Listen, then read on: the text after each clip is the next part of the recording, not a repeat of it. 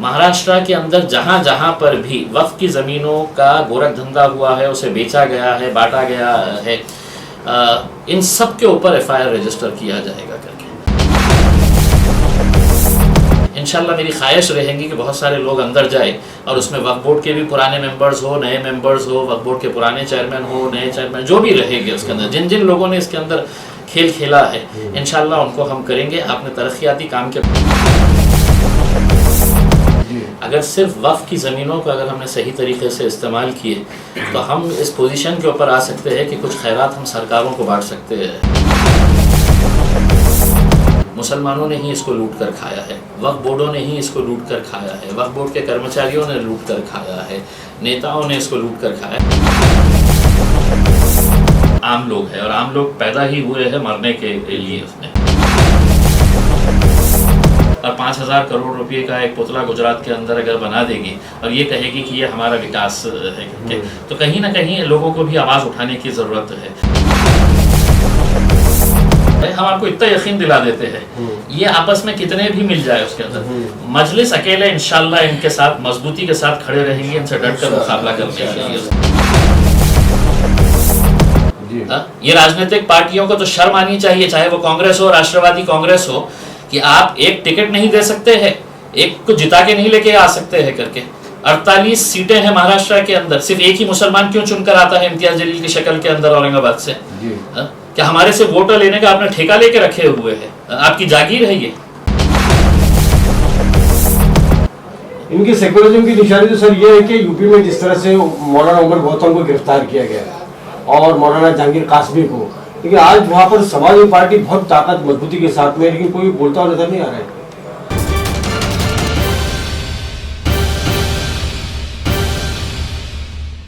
All India मजलिस इत्तेहादुल मुस्लिमीन के फवाद मेमन साहब, जो यहाँ के उत्तर पश्चिम जिला अध्यक्ष है MIM के, आज इनके ऑफिस का यहाँ उद्घाटन हुआ। इस मौके पर हमारे साथ मौजूद है मेंबर ऑफ पार्लियामेंट मजलिस इत्तेहादुल मुस्लिमीन के इम्तियाज जलील साहब, और साथ ही साथ है मुंबई अध्यक्ष फैयाज खान साहब। फवाद मेमन साहब भी बाजू में बैठे हुए उनके। हम यहाँ पर इस मौके को गनीमत जानते हुए, इस मौके को का फ़ायदा उठाते हुए सारे बंधु और हमारे पत्रकार मौजूद हैं यहाँ पर। सर, मैं ये पहले जानना चाहूँगा कि BMC का जो आने वाला इलेक्शन है यहाँ पर, जो महाराष्ट्र में या जिला जो मकामी इलेक्शन होंगे या मुंबई शहर में होंगे, ये किस बुनियादों पर लड़े जाएंगे यहाँ पर? क्योंकि और भी बहुत पार्टियाँ हैं, बहुत सारी पार्टियाँ हैं, तो MIM को क्या जरूरत पेश आई कि वो भी यहाँ पर कारपोरेशन लड़े? देखिए, तकरीबन हर राजनीतिक पार्टी का मुद्दा यही होता है। हर राजनीतिक पार्टी आके यही कहती है कि हम ये काम करने वाले हैं, वो काम करने वाले हैं करके। अगर सही मानों में अगर ये काम जो वादे किए जाते हैं अगर वो करते तो शायद MIM आती नहीं। MIM के आने की वजह यही है कि जो इतने सालों से हमारी बस्तियों के जो हालात है उसे देखते हुए कहीं ना कहीं ऐसा लगता है कि हमारी याद इन्हें सिर्फ इलेक्शन के वक्त में आती है और इलेक्शन ख़त्म होने के बाद ये हमें भूल जाते हैं। वरना क्या वजह है कि एक शहर के अंदर 2 शहर बसते हैं। एक वो शहर होता है जहाँ वो रहते हैं, एक ये शहर है जहाँ पर हम बसते हैं। तो जहाँ पर आपको ख़राब सड़कें मिलेगी, वहाँ पर पानी का मसला रहेगा, वहाँ कचरे का डिगार मिलेगा, वहाँ पर हमारे बस्तियों के अंदर स्कूल कम मिलेंगे, पुलिस स्टेशन ज़्यादा मिलेंगे। तो ये सब चीज़ें हम बदलना चाहते हैं। हमने इतने सालों तक सबको मौका दिया, आवाम को भी हमने मौका दिया कि सबको आज़मा लो। अब आवाम खुद कहती है कि हमने सबको आज़मा लिया है, अब मजलिस आप आ जाइए, तो हम आए। जैसे कि MIM का जो है संगठन का काम जारी है। फवाद मेमन साहब को यहाँ का सदर बनाया गया है। बॉम्बे शहर में भी लोगों को जोड़ा जा रहा है, फैयाज खान साहब जोड़ रहे हैं और लोग जोड़ रहे हैं। फवाद भाई को जैसे यहाँ का जिला अध्यक्ष बनाया गया। तो आप MIM के कार्यकर्ताओं को क्या मैसेज देना चाहेंगे, क्या पैगाम देना चाहेंगे, उनकी क्या जिम्मेदारी बनती है? बस देखिए, एक टीम वर्क के तरह काम करिएगा उसमें, क्योंकि जिस पार्टी का नाम के अंदर ही इत्तेहाद है, अगर वो इत्तेहाद हमारे ही लोगों के बीच में नहीं रहेगा तो हम कभी भी कामयाबी हासिल नहीं कर सकेंगे। हमारे अंदर इत्तेहाद होना बहुत ज़रूरी है और एक टीम वर्क बोल के अगर काम करेंगे तो यकीन मानिए, मैं समझता हूँ कि फैयाज साहब के नेतृत्व के अंदर पिछले कुछ सालों से जो हम काम देख रहे हैं, यकीनन काम बहुत अच्छे से हुआ है। अब यही है कि छोटी छोटी नाइत्तेफाकियाँ दूर करनी चाहिए। छोटी छोटी बातों के ऊपर हम बड़े नाराज़ हो जाते हैं। हम दूसरों को जब अपनाते हैं तो ये उम्मीद नहीं करते हैं कि मेरी तस्वीर जो है किसी होर्डिंग के ऊपर रहनी चाहिए करके, लेकिन जब अपनी पार्टी तैयार करते हैं तो हमारी नाराज़गियाँ वहीं से शुरू होती है कि मेरी फ़ोटो क्यों नहीं आई उस होर्डिंग के ऊपर, उस पोस्टर पे मेरी फ़ोटो क्यों नहीं आई है, मेरी फ़ोटो छोटी क्यों आई है, उसकी बड़ी क्यों आई है। हम इन्हीं मुद्दों के अंदर ख़त्म हो जाते हैं और इख्तिलाफ वो इतना ज़्यादा बढ़ जाता है। तो मैं लोगों से यही अपील करूँगा कि ऐसी छोटी छोटी बातों को नहीं, अपना मकसद अपना मिशन बहुत बड़ा है, इंशाल्लाह उस मिशन को मद्देनज़र रखते हुए आगे बढ़ेंगे तो सबके लिए फ़ायदेमंद रहेगा। आप ये कहना चाहते हैं कि हमारी मंजिल जो है तस्वीरों की हद तक नहीं है, तस्वीरों से आगे बढ़ के काम करना है, क्योंकि कभी कभी ऐसा होता है कि मकामी लीडरान हो या ज़िले के लीडरान हो या बॉम्बे प्रदेश के हो, इंसान जो वहाँ का कार्यकर्ता वो चाहता तो है कि सबको मैं जगह दूँ, लेकिन कभी कभी दे नहीं पाता। वो इत्तेफाक से बात है कि एक बैनर लगा हुआ है उसमें सबको कहाँ जगह मिलेगी, और कभी कभी जाने अनजाने में भी छूट जाता है, तो जाने तवज्जो नहीं देनी चाहिए। कहने का मकसद आपका ये है। मैं सर आता हूँ आप उस सवाल की तरफ कि जहाँ पर आप महाराष्ट्र में नुमाइंदगी कर रहे हैं, और महाराष्ट्र के अंदर जो है वक्फ बोर्ड का जो है बहुत बड़ा मसला है। औकाफ की ज़मीनें आज भी हमारे बहुत सारे लीडर, बहुत सारे मिनिस्टर जो है औकाफ की जिम्मेदारी पे आए, चाहे वो नसीम खान साहब हो, चाहे इस वक्त जो है नवाब मलिक हो, लेकिन हम ये देखते हैं कि वो औकाफ के सारे मुद्दे और मसाइल वहीं के वहीं धू के धू है। आज तक ऐसी कोई ज़मीन हासिल नहीं हुई जिस पर मुसलमानों का एक बड़ा स्ट्रक्चर, हॉस्पिटल या स्कूल जो है कायम हो सके। तो और आप इस वक्त जो है वक्फ बोर्ड की कमेटी में हैं, आपको उसमें शामिल किया गया है, तो आपके होते हुए हम क्या उम्मीद कर सकते हैं? ये बिल्कुल सही बात है कि मुसलमानों को कोई और सरकारी स्कीम की ज़रूरत ही नहीं होनी चाहिए। हमको छोटी मोटी खैरात जो ये राज्य सरकार, केंद्र सरकार देती है कि हम माइनॉरिटीज़ को इतने करोड़ रुपया दे रहे हैं, हमको चाहिए ही नहीं। अगर सिर्फ वक्फ की ज़मीनों को अगर हमने सही तरीके से इस्तेमाल किए तो हम इस पोजीशन के ऊपर आ सकते हैं कि कुछ खैरात हम सरकारों को बांट सकते हैं कि हमारे वक्फ की तरफ से या आपको अपना पैसा रखिए। ये वक्फ की जो हालात हुई है इसके लिए कोई गैर जिम्मेदार नहीं है। मुसलमानों ने ही इसको लूट कर खाया है, वक्फ बोर्डों ने ही इसको लूट कर खाया है, वक्फ बोर्ड के कर्मचारियों ने लूट कर खाया है, नेताओं ने इसको लूट कर खाया है। ये हकीकत है। मैं आपको इतना यकीन दिलाना चाहता हूँ कि मैं वक्फ बोर्ड के अंदर आया हूँ और मैंने एक लक्ष्य लेकर आया हूँ कि जिन्होंने भी ये समझा है, चाहे वो मुतवल्ली साहब हो या कोई कमेटी के मेंबर्स हो, ट्रस्ट के मेंबर्स हो, जिन्होंने ये समझा था कि वक्फ की ज़मीन मेरी है, मेरी जागीर है, मैं किसी को भी बेच सकता हूँ और ये बेचा गया है करके, इस ताल्लुक़ से हमने पहला केस रजिस्टर कराया थाने के बालापुर के अंदर। अच्छा। और मेरे ही पूरा फॉलो अप करने के बाद ये मामले का FIR रजिस्टर हुआ बालापुर के अंदर, जहाँ एक मस्जिद के ट्रस्ट की ज़मीन जो थी वो किसी एक डॉक्टर को बेची गई थी। उसमें बहुत सारे लोग शामिल थे। तो ये जब हुआ, ये मामला हमारे सामने आया तो लोग कहते थे कि कुछ नहीं होने वाला है करके, सब मैनेज हो जाता है करके। और मैंने उस वक्त ये चैलेंज स्वीकारा था कि मैं बोला नहीं, इंशाल्लाह इसके अंदर है तो हम FIR रजिस्टर कराएंगे। और सिर्फ FIR रजिस्टर नहीं कराया, जिस वकील ने है तो बोगस NOC इशू किया था, थाने की पुलिस जाके उस्मानाबाद से उसको अरेस्ट करके लेके आई है। दूसरा FIR जो है औरंगाबाद की एक ज़मीन के ताल्लुक से हमने लिए है जो जालना रोड के ऊपर है।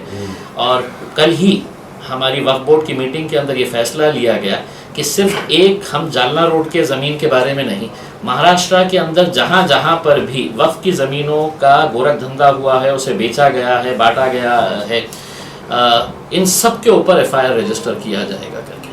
तो अब लोग जो ये समझ रहे थे कि ये वक्फ की ज़मीन है, मेरा कुछ होता नहीं है, मैं सबको ख़रीद सकता हूँ करके, इंशाल्लाह मेरी ख्वाहिश रहेगी कि बहुत सारे लोग अंदर जाए और उसमें वक्फ बोर्ड के भी पुराने मेंबर्स हो, नए मेंबर्स हो, वक्फ बोर्ड के पुराने चेयरमैन हो, नए चेयरमैन जो भी रहेंगे उसके अंदर, जिन जिन लोगों ने इसके अंदर खेल खेला है, इंशाल्लाह उनको हम करेंगे। आपने तरक्याती काम के बारे में बताया है, तो इंशाल्लाह महाराष्ट्र का पहला एक ऐसा प्रोजेक्ट जिसके ज़रिए हम भी फ़ख्र से बोल सकते हैं कि ये वक्फ बोर्ड की ज़मीन है और इसके ऊपर कौम के लिए काम किया जा रहा है। तो कल ही हमने ये ऐलान किया है, वक्फ बोर्ड के अंदर ठहराव पास किया गया है कि औरंगाबाद के अंदर हम वक्फ बोर्ड की ज़मीन के ऊपर एक बहुत ही आलीशान एक स्टेडियम हम बनाने के लिए जा रहे हैं और उसके अतराफ़ में बहुत सारी दुकानें होंगी, तो बहुत सारे नौजवान बच्चों को रोज़गार का भी एक ज़रिया फराहम होगा। जी, आपने बहुत तफसील से जवाब दिया, क्योंकि कोरोना और कोविड-19 के सवाल के नीचे बहुत सारे मुद्दे दबा दिए गए हैं। तो मैं कोरोना और कोविड पे कोई सवाल आपसे नहीं करूँगा।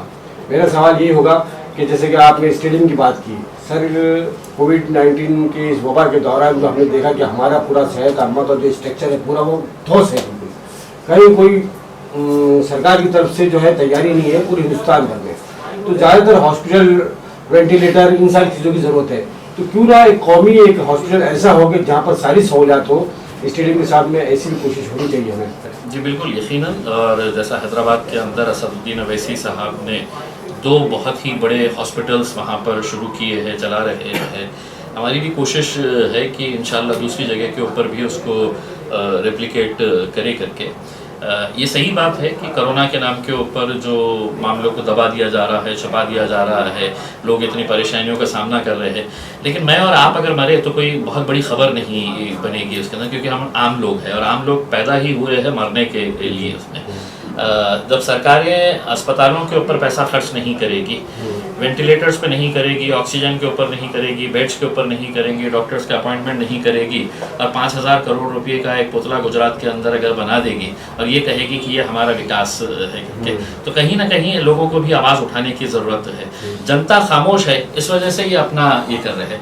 मैं लोक प्रतिनिधि हूँ, लोगों का अधिकार होता है कि मुझसे रोड के ऊपर पकड़े और पूछे कि मैंने तुझे वोट दिया है, मैंने तुझके ऊपर भरोसा किया है, तो मेरे लिए क्या कर रहा है। आवाम खामोश बैठती है तो सरकारें समझती है कि अब हमारे को कोई पूछने वाला नहीं है। जिस दिन ये सवाल सरकार से करना शुरू कर डालेंगे, दिक्कत ये है कि सारे सवाल जो है वो हमसे ही किए जाते हैं, उनसे कोई करता ही नहीं है। आवाम की खामोशी पे जैसे आपने बात की कि आवाम खामोश है, मैंने एक कांग्रेस के माजी मिनिस्टर भी रह चुके, मैं नाम नहीं लेना चाहूँगा, एमएलए भी, मैंने उनसे सवाल किया कि आखिर क्या वजह है कि आवाम की डिक्शनरी में से विरोध शब्द खत्म हो गया है। आज आवाम इतनी जुल्म सितम के बाद में, नाइंसाफी के बाद में वोट पे क्यों नहीं आ रही, इसकी वजह क्या है? ठीक, कैसा है साहब, अब एक उदाहरण के तौर के ऊपर महाराष्ट्र के अंदर शिवसेना का वजूद इस बुनियाद के ऊपर हुआ था कि वो कांग्रेस और राष्ट्रवादी कांग्रेस का विरोध करते हैं। कांग्रेस ने, राष्ट्रवादी ने अपनी पूरी जिंदगी गुजार दी बीजेपी और शिवसेना को गालियां देने के लिए उसके अंदर, लेकिन जब सत्ता की लालच, कुर्सी दिखी तो तीनों एक साथ मिलकर आ गए हैं कि उसके ऊपर, तो विरोध कैसा होगा उसमें। देखिए, सबको अपना अपना जेब भरना है, अपना अपना पेट भरने का है, उसके अंदर हमको कुर्सी चाहिए, आइडियोलॉजी है वो सब खत्म हो चुकी है। अब राजनीति के अंदर कोई आइडियोलॉजी है वो रही नहीं। बीजेपी दोबारा मिलने के दर पे कुछ भी हो सकता है, कुछ भी हो सकता है। हम आपको इतना यकीन दिला देते हैं, ये आपस में कितने भी मिल जाए उसके अंदर, मजलिस अकेले इंशाल्लाह इनके साथ मजबूती के साथ खड़े रहेंगे, इनसे डट कर मुकाबला करने के लिए।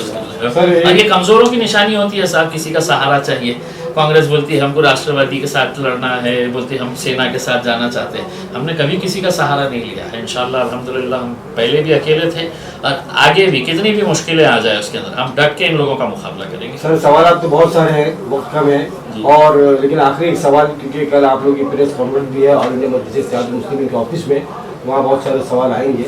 मेरा आखिरी सवाल, यूपी के अंदर जैसे ऑल इंडिया मजलिस इत्तेहाद मुस्लिमीन ने अपने उम्मीदवार उतारने की कोशिश की है, आप कहते हैं कि मजलिस अकेले लड़ेगी। यूपी में पहले ही बहुत सारी पार्टियां हैं, अगर सब अकेले अकेले लड़ेंगे और इस तरह से सेकुलर वोटों का फिर वही हम बात आती है कि बंटवारा हो जाएगा, तो इसका फायदा किसको पहुंचेगा? आप मुझे थोड़ा सा सेक्युलरिज्म का डेफिनेशन समझाइए ना। मतलब मैं एक सवाल, अगर आपकी इजाज़त हो तो मैं आपसे पूछना चाहता हूँ कि सेक्युलर मतलब क्या? मैं यकीनन माशाल्लाह पत्रकार रह चुके हैं, आप सवाल कर सकते हैं। यही एक शब्द है जिसने तो मुसलमानों का आज इतने पीछे लाके जो छोड़ा है, यही एक शब्द है कि इलेक्शन के वक्त में हमारी महफिलें सजाई जाएगी, हमको सेक्युलरिज्म के नाम के ऊपर वोट बंटवारा मत करो, वोट का तकसीम मत होने दो, हम सेक्युलर पार्टी है करके। कोई नहीं है साहब, सबके कपड़े उतार कर देखो तो खाकी नजर आएगा उसके। सर, मैं सियासी पार्टी की बात नहीं कर रहा हूँ, आज भी मुल्क के 70% आवाम जो है वो अमन पसंद है, जिसको हम सेकुलर कह सकते हैं, लेकिन वो 70% जो वोट जो है वो मुख्तलिफ खानों में बढ़ जाते हैं, ये तो मुट्ठी भर जो है सत्ता पे काबिज हो जाते हैं।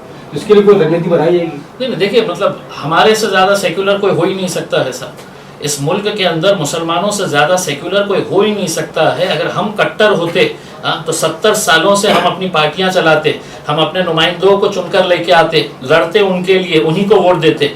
लेकिन ये जितने भी लोकसभा में, विधानसभा के अंदर जाके बैठे रहते हैं, ये हमारे वोट की बुनियाद के ऊपर जाते हैं। हम लोग सेक्युलरिज्म को फॉलो करते हैं उसके अंदर। बताइए ना मुझे, ये कौन सा सेक्युलरिज्म है कि भारतीय जनता पार्टी एक भी टिकट किसी को नहीं देती है? बताइए मुझे, शरद पवार साहब की जिम्मेदारी नहीं है कि एक मुसलमान को टिकट दे पूरे महाराष्ट्र के अंदर से? ये राजनीतिक पार्टियों को तो शर्म आनी चाहिए, चाहे वो कांग्रेस हो, राष्ट्रवादी कांग्रेस हो, कि आप एक टिकट नहीं दे सकते हैं, एक को जिता के नहीं लेके आ सकते हैं करके। 48 सीटें हैं महाराष्ट्र के अंदर, सिर्फ एक ही मुसलमान क्यों चुनकर आता है इम्तियाज जलील की शक्ल के अंदर औरंगाबाद से? क्या हमारे से वोटर लेने का आपने ठेका लेके रखे हुए है? आपकी जागीर है ये? इनकी सेकुलरिज्म की निशानी तो सर ये है कि यूपी में जिस तरह से मौलाना उमर गौतम को गिरफ्तार किया गया और मौलाना जहांगीर कासमी को, लेकिन आज वहाँ पर समाजवादी पार्टी बहुत ताकत मजबूती के साथ में, लेकिन कोई बोलता हुआ नजर नहीं आ रहा है। यूपी के अंदर जिन हालात में ऑल इंडिया मजलिस इत्तेहाद मुस्लिमीन का क्या हमारी शिकायत यही है साहब कि किसी को गिरफ्तार करे, असद अवैसी क्यों नहीं बोल रहे हैं? असद अवैसी ने बोलना चाहिए ना करके। हर मसले के ऊपर, हर प्रॉब्लम के ऊपर जहाँ जहाँ कौम को तकलीफ हुई तो असद अवैसी ने आगे आना चाहिए। वोट के टाइम के ऊपर नहीं साहब, हम सेकुलर है ना, हम सेकुलर आपके साथ कैसा जाएंगे? तो ये अब खेल बंद करिएगा। उसमें लोग भी अब होशियार हो गए हैं और अल्हम्दुलिल्लाह आज जोगेश्वरी के अंदर आने के बाद एक यकीन हो गया है कि अब लोगों को भी समझ में आ गया है कि सेक्युलरिज्म का मतलब क्या होता है। अब कुछ भी हो जाए वो मजलिस के साथ ही रहना। सरकार के जुल्म पे सर मैं जानना चाहूँगा आपसे कि मौलाना उमर गौतम या मौलाना जहांगीर कासमी या और उमर कराम या मुसलमान पे जो जुल्म हो रहा है, ये इस तरह से उनको कैद किया जा रहा है, इस पर आप क्या करें? देखिए ये मतलब आज हो रहा है ऐसी बात नहीं है। आप महज 2 नाम गिना रहे हैं, 3 नाम गिना रहे हैं, ऐसी बात नहीं है। मतलब अखलाक से लेके पहलू खान से लेके जितने भी नौजवान बच्चों को हमारा सड़क के ऊपर कत्लेआम किया जा रहा है लिंचिंग के नाम के ऊपर, ये हम देख रहे हैं।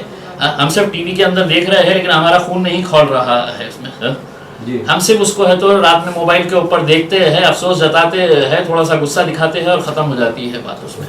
तो ये जो है, ये मामले जो है ये और आगे आएंगे। भारतीय जनता पार्टी ने लक्ष्य लेके रखा हुआ है कि उनके निशाने के ऊपर आप और हम है उसमें, और अगर अब भी नहीं समझे तो मेरे हिसाब से फिर अल्लाह ही। बहुत बहुत शुक्रिया इम्तियाज जलील साहब, फिर इससे बात करेंगे। बहुत शुक्रिया।